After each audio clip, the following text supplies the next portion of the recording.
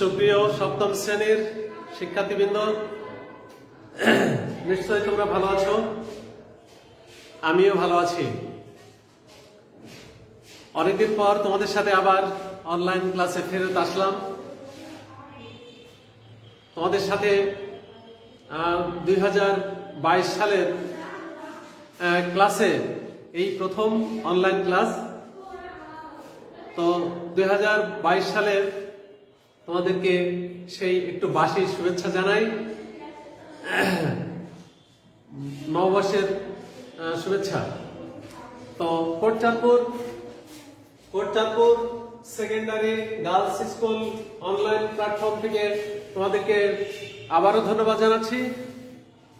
আজকে তোমাদের যে বিষয় নিয়ে আলোচনা করব সে আলোচনাটা হলো আমরা বীজগণিত রাশির হলো তোমার গুণ বা ভাগ সম্পর্কে যে অধ্যায়টা রয়েছে চতুর্থ অধ্যায়, এই চতুর্থ অধ্যায় সম্পর্কে তোমাদের একটু আলোচনা করব। তো চতুর্থ অধ্যায়ের আমরা এর আলোচনা করতে গিয়ে ক্লাস 6-এ আমরা যে কাজগুলো শিখেছি তারই ধারাবাহিকতায় কিছু কিছু কাজ আমরা সেখান থেকে তুলে ধরার পরে আমরা এখানে প্রবেশ করব। তো যেমন আমরা ক্লাস 6-এ আমরা বীজগণিত রাশির ছোট্ট গুণ আমরা শিখেছি, সেখান থেকে গুণের কথাটা আমরা নিয়ে আসি। দেখি সেখানকার কথা আর এই সপ্তম শ্রেণীর কথার সাথে কি মিল হয় আমরা একটু দেখি। যেমন আমরা ষষ্ঠ শ্রেণীতে আমরা শিখেছিলাম এরকম গুণ শিখেছিলাম যে এরপর 5 এর সাথে এরপর 2, এই দুটো রাশির গুণফল আমাদের করতে হবে। তো সেই গুণফল করতে গিয়ে আমরা সেখানে একটা কথা শিখেছিলাম যে যখন একই জাতীয় রাশির গুণ হয় তখন সেই গুণগুলো কি করতে হয়, একটা রাশি রেখে দিয়ে তার যে পাওয়ারটা থাকে এই পাওয়ারটা কি করতে হয়, এই পাওয়ারটা যোগ করে দিতে হয়। 5 যোগ 2, তাহলে 5 আর 2 এ 7, অর্থাৎ এরপর 7। এটা এখানে একই জিনিস কাজ করবো আমরা। এখানে সংখ্যা আছে, তারপরে যে কোনো অজানা রাশি অর্থাৎ যে কোনো অক্ষর, এইগুলোর সমন্বয়ে আমাদের এই গুণগুলো পরিচালিত হবে, গুণগুলো আমরা শিখবো এখানে। তো শেখার সাপেক্ষে আমরা এখানে যে কথাটা আরেকটা কথা আসছে তোমাদের ক্লাস 7-এ, সেটা হলো সূত্র। এই সূত্রটা আমরা এখানে শিখেছিলাম। ওখানে সূত্র কথা ছিল যে তোমরা পাওয়ারে যোগ করে দিবা, কিন্তু এটা আমরা এখন একটু সূত্র আকারে লিখবো। যেমন এর পাওয়ার মনে করো m আছে আর এর পাওয়ার আছে n, তাহলে এর পাওয়ার m আর n এই দুটো পাওয়ার অবশ্যই কি করতে হবে, দেখো সূত্র আকারে যদি লিখি আমরা, তাহলে এর পাওয়ার m প্লাস n, অর্থাৎ এই দুটো পাওয়ার যোগ হয়ে গেলে যেটা হলো এটা একটা সূত্র। মনে করো যে একটা বীজগণিত রাশির গুণের একটা সূত্র। এই সূত্র মাফিক আমাদের যে উদাহরণটা তোমার দিলাম যে এর পাওয়ার, এই যে এর পাওয়ার দিয়ে এখানে দিলাম এর জায়গায় 5, আর যেখানে m রয়েছে তার জায়গায় দিলাম 2, তাহলে এই যেমন m প্লাস n হলো সেরকম 5 প্লাস 2 হলো, আর এই দুটো যোগ করলে অবশ্যই 7। এই সূত্র দিয়ে আমাদের অনেকগুলি অঙ্কের সমস্যার সমাধান করতে হবে। তাই এই মূল কথার ভিতরে আরেকটা কথা আছে, আরেকটা সূত্র আছে আমাদের। এই সূত্রটা আমাদের কাজে লাগে। যেমন একটা সূত্র গেল, আরেকটা সূত্র এর পাওয়ার m আছে, এর পাওয়ার মনে করো আরেকটা আছে n, অর্থাৎ পাওয়ারের পাওয়ার, শক্তির শক্তি যেটা থাকে, শক্তির শক্তি বা পাওয়ারের পাওয়ার, এটা যদি থাকে তাহলে আমরা বলবো এর বেলা কি হবে, এটা পাওয়ারের সাথে এই পাওয়ারটা গুণ হয়ে যাবে, অর্থাৎ m n। যেমনটা আমরা শিখেছি না, আমরা এখন নতুন করে শিখি। দেখি এর পাওয়ার মনে করো এখানে একটা 3 আছে, এর পাওয়ার আছে 2, তাহলে এটা যেমন m আর n গুণ হয়ে যে mn হলো, ঠিক এখানে তাহলে এর পাওয়ার 3 আর 2 গুণ করলে 6, 3 দুগুণে 6।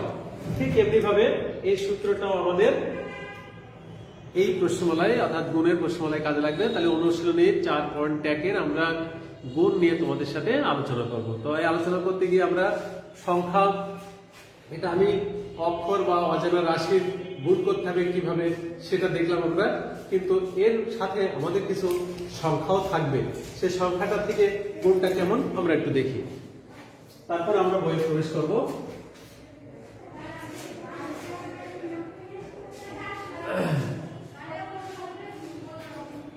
যেমন মনে করো 2a² এর সাথে গুণ করতে হবে 5a3, এরকম রাশি গুণ করতে হবে। তাহলে আমরা কি করব, আমরা আগে এই সংখ্যার কাজটা আগে করে নেব। তাহলে 2 গুণ 5, অর্থাৎ সংখ্যার গুণ হয়ে গেল।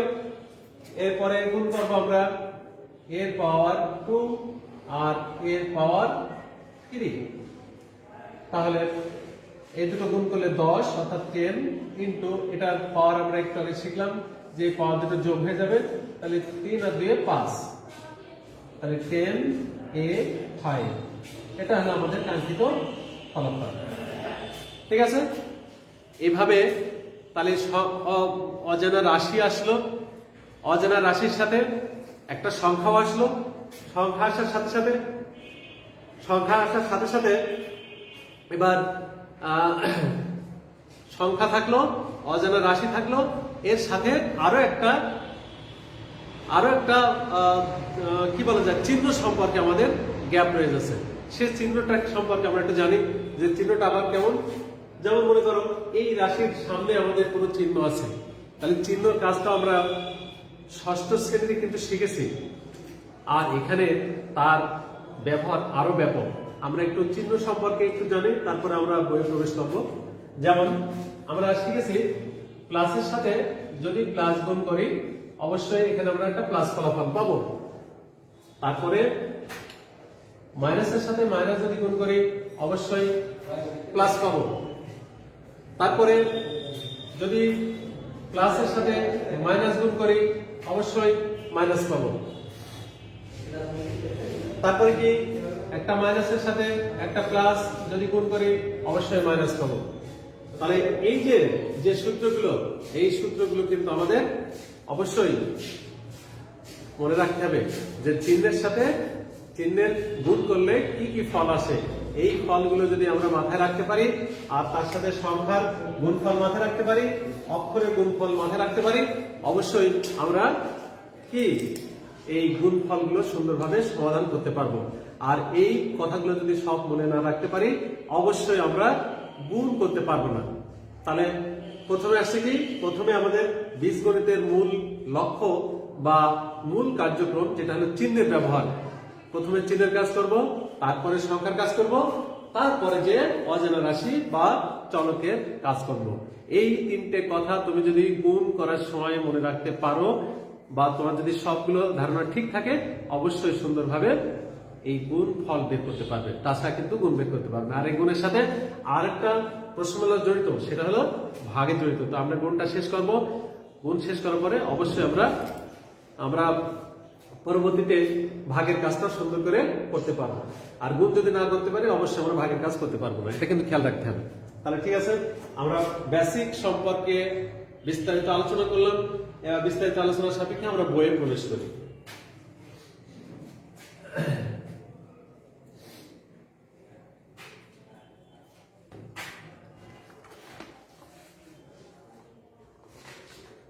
যেমন আমাদের প্রথমে অনুশীলনের 4.1-এ বলা হচ্ছে প্রথম রাশিকে দ্বিতীয় রাশি দ্বারা গুণ করো। তাহলে এই গুণ করতে গিয়ে যেমন 1 থেকে 24 পর্যন্ত অঙ্ক রয়েছে, আমাদের গুণ ফল নির্ণয় করার বলা রয়েছে। যেমন 1 নম্বর অঙ্কটা কি বলছে আমরা দেখি।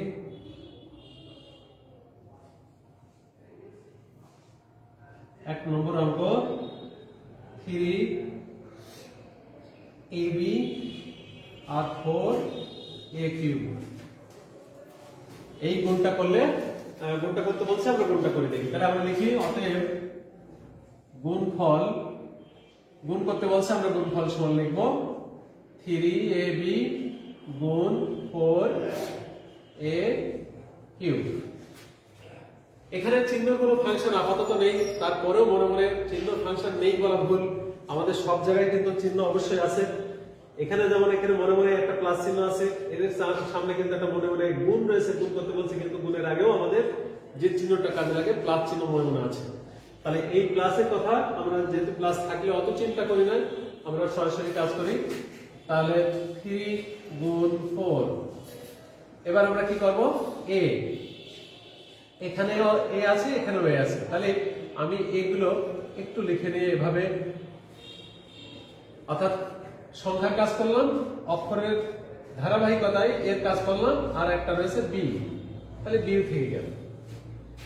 তাহলে এবার আমরা গুণটা করি, 3 4 12, অর্থাৎ 12 ইনটু এ, এর পাওয়ার মনে মনে একটা 1 আছে, তাহলে 3 আর 1 4, আর এখানে বি থেকে গেল, বি একা, ওর যেহেতু ওর সাথে কেউ নেই ও একাই থেকে যাবে, তাহলে 12 এ 4 বি, এটাই হলো আমাদের গুণফল। তাহলে এটা আমরা শিখলাম। এইভাবে আরো দুটো অঙ্ক রয়েছে, 2 নম্বর 3 নম্বর রয়েছে। আমি একটা মাইনাসের অঙ্ক দেখাই, 4 নম্বর অঙ্কটা দেখাই। কিভাবে 4 নম্বর অঙ্কটা করতে হবে, 8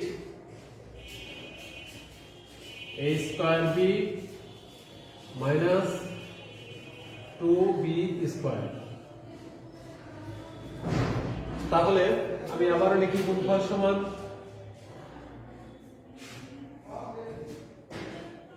8 a স্কয়ার b গুণ, এবার যেহেতু এখানে মাইনাস হয়েছে আমি মাইনাসটা একটু ব্র্যাকেটে লিখি, 2b স্কয়ার। অবশ্যই আমরা দেখব যে একই চিহ্ন পাশাপাশি আমরা লিখবো না, গুণের সাথে বিয়োগ এটা লিখবো না, না লিখে আমরা অবশ্যই এটা ব্র্যাকেট ব্যবহার করাটা সবথেকে উত্তম। তাহলে আমরা এবার লিখি 8 থাকলো গুণ এই -2, ঠিক আছে। তারপরে আসলো এ, এ একাই রয়েছে, ও একা থেকে গেল।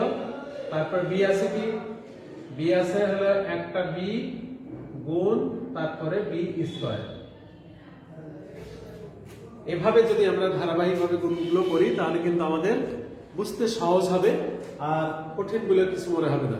আমরা দেখি তাহলে এটা কি হলো, এর আগে কোনো মনে একটা প্লাস আছে, প্লাস আর মাইনাস গুণ করলে অবশ্যই এটা মাইনাস, এটা 16, আর এ স্কয়ার, আর কি থাকলো বি কিউ, এখানে একটা 1 আছে, 1 আর 2 এর 3, এটা হলো আমাদের অ্যানসার। তাহলে অবশ্যই আমরা চিহ্ন ফাংশনটা, আমি বলেছিলাম যে চিহ্ন ফাংশন আগে এর প্লাস আর মাইনাসে গুণ করলে মাইনাস, চিহ্ন ফাংশন আগে গেল, তারপরে সংখ্যা 8 আর 2, তারপরে গুণ গেল, তারপরে অক্ষরের পালা, অর্থাৎ অজেয় রাশির পালা। এভাবে আমরা কি অবশ্যই গুণগুলো এভাবে সমাধান করতে পারবো। এবার আরো কিছু গুণ আমরা দেখি, যেমন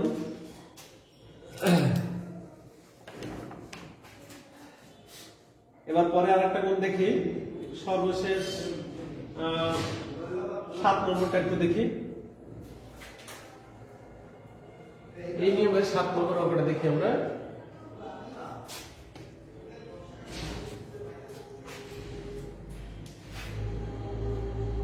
নম্বর -12 m square a square x cube, এর সাথে গুণ করতে বলছে -2m a স্কয়ার x তার স্কয়ার, এগুলো গুণ করতে বলছে। এগুলো তাহলে গুণফলটা লিখি আমরা, গুণফল সমান -12 m square a square x cube গুণ -2m a square x square. তাহলে আবার আমি লিখি 12 একটা ব্র্যাকেটে রাখি, -2 একটা ব্র্যাকেটে রাখি, -2টা একটা ব্র্যাকেটে রাখি, রাখার পরে আমরা এবার যে অক্ষরটা প্রথমে পাবো সেই অক্ষরটা দিই, যেমন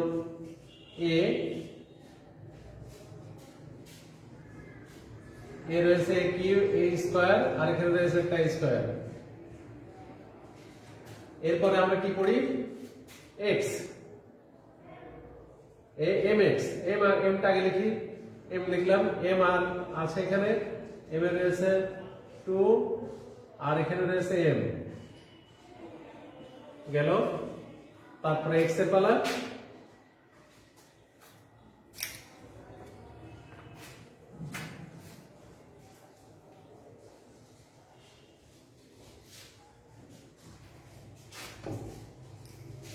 এক্স হলো এখানে রয়েছে যেমন এক্স কিউব,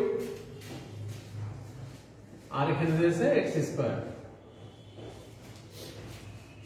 তাহলে আমরা এবার পরপর লিখে দিই, এটা 12 আর 2 যদি গুণ করি তাহলে 24 অর্থাৎ 24, আর এটা গুণ করলে পাবো আমরা 2 আর 2 4, তারপরে পাবো এম এ পাবো এখানে 2 আর এখানে 3 অর্থাৎ পাওয়ার 3, আর এখানে আছে x এর পাওয়ার 3 আর 2 5।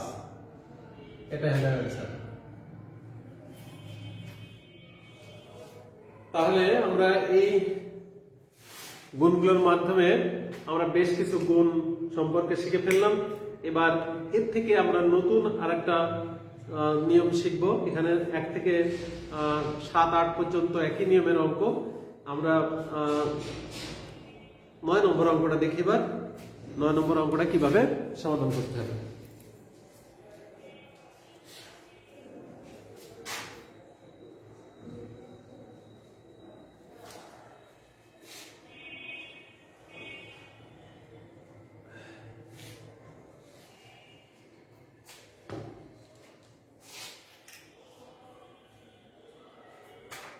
নম্বর অঙ্কটা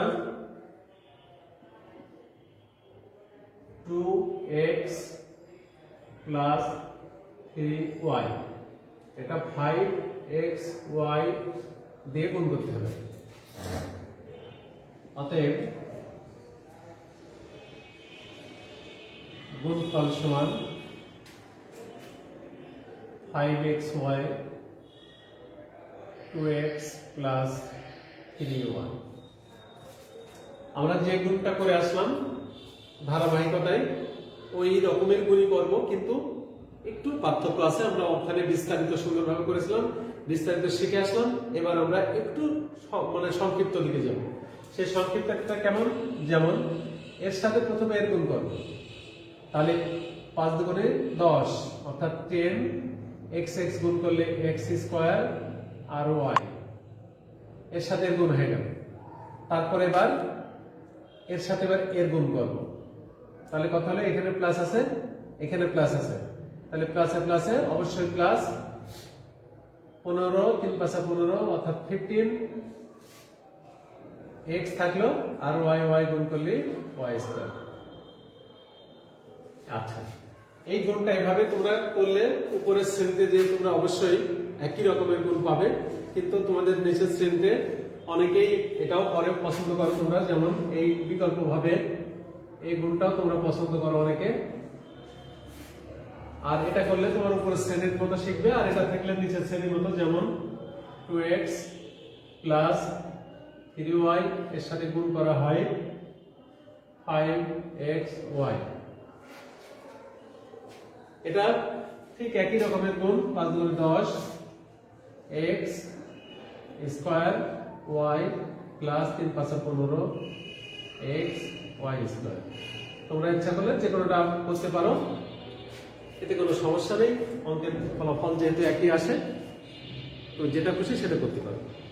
তো এই গেল একটা নিয়ম। আর একটা নিয়ম দিয়ে আমরা মোটামুটি আরেকটা নিয়ম শিখতে পারলে আমাদের প্রশ্নমালার যতগুলি অঙ্ক আছে তোমরা আশা করি বাসায় করতে পারবা। সেটা আমি একটু দেখিয়ে দিই। আরেকটা অঙ্ক, সেটা হলো, মনে করো যে আমি 15 নম্বর অঙ্ক করছি। 15 নম্বর অঙ্ক করতে পারলে তুমি বাকি অঙ্কগুলো সব করতে পারবে। এবার 15 নম্বর অঙ্কটা দেখি। যেমন x স্কয়ার প্লাস 1 আর এক্স স্কোয়ার মাইনাস 1। অতএব গুণফল সমান এক্স স্কোয়ার প্লাস 1 আর এক্স স্কোয়ার মাইনাস 1। এই গুণটা অনেকটা এর মতো করে আমরা সাজিয়ে নিতে পারি, যেমন এক্স স্কোয়ার দিয়ে এক্স স্কোয়ার প্লাস মাইনাস 1, অর্থাৎ এটা দিয়ে গুণ করে তুলে নিলাম, ওকে। আর প্লাস দিয়ে এই প্লাস দিয়ে এটা লিখলাম, দিয়ে এবার 1 লিখলাম, 1 লিখে এক্স স্কোয়ার মাইনাস 1, ঠিক আছে। তাহলে এবার লিখতে পারি এটা গুণ করলে আমরা x4 পাবো, এটা গুণ করলে মাইনাস এক্স স্কোয়ার, এটা গুণ করলে এক্স স্কোয়ার পাবো আর মাইনাস 1। দেখো এইটা আর এটা কেটে গেল, অর্থাৎ প্লাস আর মাইনাসে কেটে যায়, x4 মাইনাস 1, এটা ফলাফল, ঠিক আছে। এই ফলাফলটা আমরা এইভাবে আরো একভাবে করতে পারি, যেটা এই যে যেমনটা করলে এটা তুমি করতে পারো বিকল্প ভাবে, এক্স স্কোয়ার প্লাস 1 আর এক্স স্কোয়ার মাইনাস 1, এটা গুণ করলে এইভাবে লিখতে পারি আমরা x square minus x square plus 1। এটা কেটে গেল x4, এটা মাইনাস হবে মাইনাস 1, তাহলে এটা কেটে গেল x4 মাইনাস 1। এটাও তুমি ইচ্ছা করলে করতে পারো। তাহলে প্রশ্নমালার কাজ আমরা মোটামুটি যতগুলি অঙ্ক আছে সব অঙ্কগুলি এখন তুমি ইচ্ছা করলে এই 15 নম্বরের নিয়মে সবগুলি অঙ্ক করতে পারবে। বাসায় তোমরা কাজ করবে। অবশ্যই আমার ক্লাসটা যদি মনোযোগ দিয়ে শুনে থাকো আর বুঝে থাকো, আর যদি বুঝতে না পারো পরবর্তী ক্লাসে আমাকে SMS করে জানাবে, আমি তোমাদের পরবর্তী ক্লাসে বোঝানোর সেটা বুঝিয়ে দেওয়ার চেষ্টা করবো। আর বাকি কাজগুলো তোমরা অন্তত 24 পর্যন্ত, তোমরা 16 থেকে 24 পর্যন্ত এগুলো সব বাড়িতে বসে স্টাডি করবে। 16 থেকে 24 পর্যন্ত এটা তোমাদের বাড়ির কাজ থাকলো। তো আমরা এই করোনাকালীন সময়ে সবাই নিরাপদ দূরত্বে থাকি, সবাই মাস্ক ব্যবহার করি, আমরা সবাই মাস্ক ব্যবহার করে অবশ্যই সবাই ভালো থাকবো আশা করি। আর সবাই ভালো থাকো এই কামনা করে আজকের মতো শেষ করছি। সবাইকে ধন্যবাদ।